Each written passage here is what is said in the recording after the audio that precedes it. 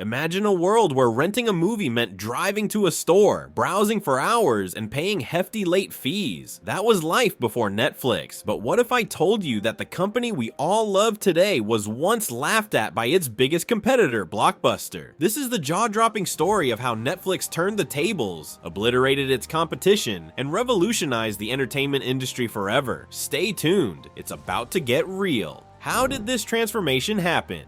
This story began in 1997 when internet-based businesses were booming. Jeff Bezos was successfully selling books on the internet through Amazon. Inspired by this, Mark Randolph also wanted to start an internet-based business. However, the challenge was deciding which business to pursue. For months, Mark carried a notebook wherever he went, jotting down new business ideas. He would then share these ideas with his friend, Reed Hastings. Mark had countless ideas, ranging from selling pet food to baseball bats online, but Reed rejected every idea, as he wanted a business where customers would keep returning, providing repeat revenue. The birth of an idea. This brainstorming process continued for months until they finally stumbled upon an idea: videotapes. At that time, videotapes were the primary means of entertainment. On weekends, people would visit their nearest Blockbuster store, spend hours selecting their favorite movies, and rent them. If they didn't return the tapes on time, they had to pay hefty fines. Reed Hastings himself had experienced this frustration when he was fined $40 by Blockbuster for a late return. He realized this industry needed significant change, and the idea of renting movies online seemed promising. However, there was a major problem. Videocassettes were heavy and expensive to ship. Moreover, tapes often got damaged during postage, leading to additional costs. This made the idea appear doomed before it even began. The breakthrough. A few weeks later, Mark and Reed read about DVD technology in a tech magazine. DVDs were much lighter and cheaper than videocassettes, making them more affordable to ship.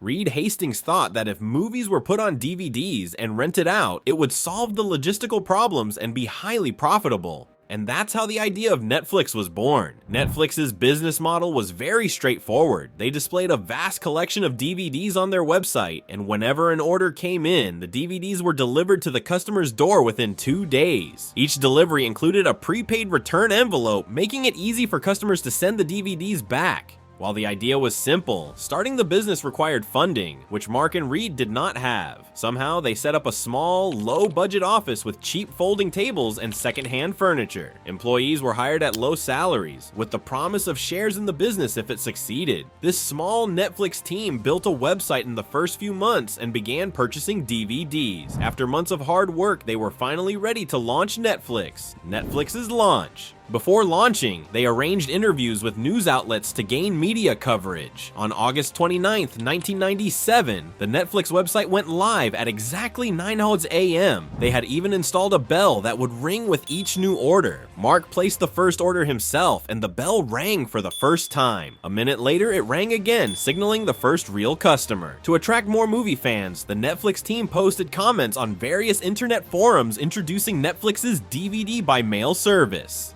The bell rang continuously for the first 15 minutes, but then the website crashed. In those days, servers were often kept in offices rather than hosted professionally. This crash indicated that Netflix's server couldn't handle the traffic. They quickly bought 8 new servers from a local store and restored the website. On the first day, Netflix received 137 orders, more than expected. Since the website was down for several hours, the actual demand was even higher. Early challenges.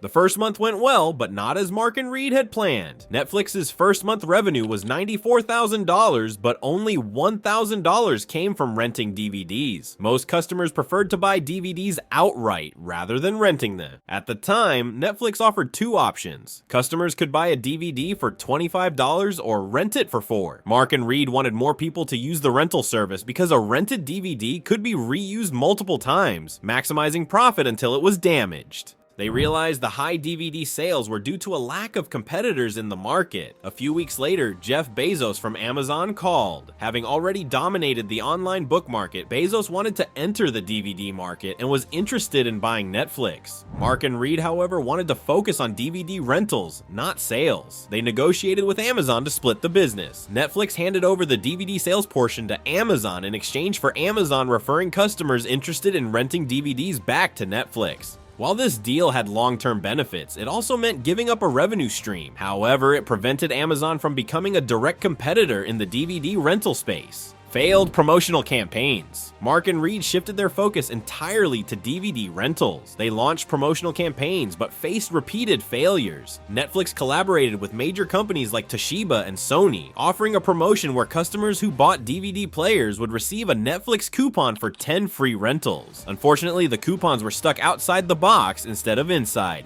As a result, anyone could see and use the coupon code without purchasing a DVD player. Netflix ended up giving away many DVDs for free, and only 5% of these customers became regular Netflix users. The deal with Amazon turned out to be a bad one for Netflix. While Netflix was sending customers to Amazon to buy DVDs, only a few customers were coming to Netflix from Amazon to rent DVDs. Despite these challenges, Netflix soon encountered a situation in American politics that could have boosted their business, if not for an unexpected mishap. During this time, US President Bill Clinton's affair with White House intern Monica Lewinsky came to light. Court hearings about the affair captivated the entire nation, and people were eager to get a video of the trial. Netflix seized the opportunity and decided to offer the trial video on their website via DVD. The strategy initially seemed successful, as Netflix received a surge of orders. However, the company contracted to write the video on DVDs also produced adult films. By mistake, they wrote an adult movie onto the DVDs intended for Netflix. Unaware of this error, Netflix dispatched these DVDs to customers. The mistake was soon uncovered, forcing Netflix to apologize. However, the damage had been done, and the company faced significant losses, both financially and in terms of reputation. Blockbuster's missed opportunity. At the time, Blockbuster, Netflix's biggest competitor, was operating over 9,000 physical stores and generating $800 million annually in late fees. In contrast, Netflix's total sales were just $5 million, a stark difference. Netflix's founders knew their business would only thrive until Blockbuster decided to launch its own DVD by mail service. To secure their future, they offered to sell Netflix to Blockbuster for $50 million.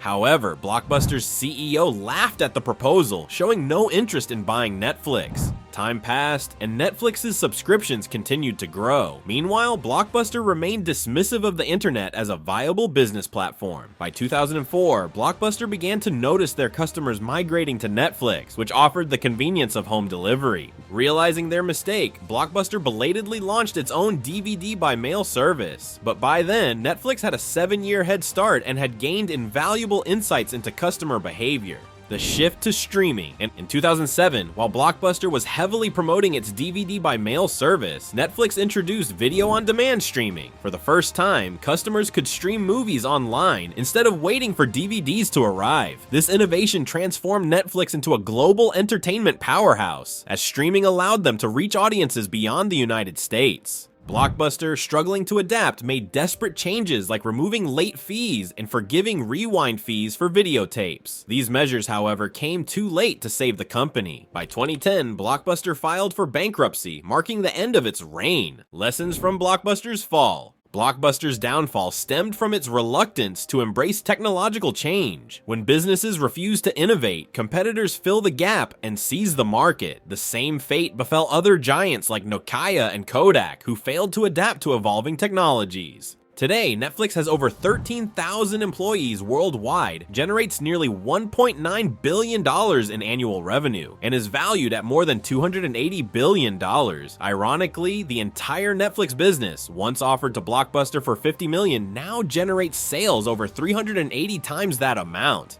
And there you have it, the rise of Netflix and the fall of Blockbuster. A story of bold decisions, missed opportunities, and an industry forever changed. So, what's the lesson here? Adapt or perish. The question is, which side of history will you choose? Like, share, and subscribe for more untold business stories.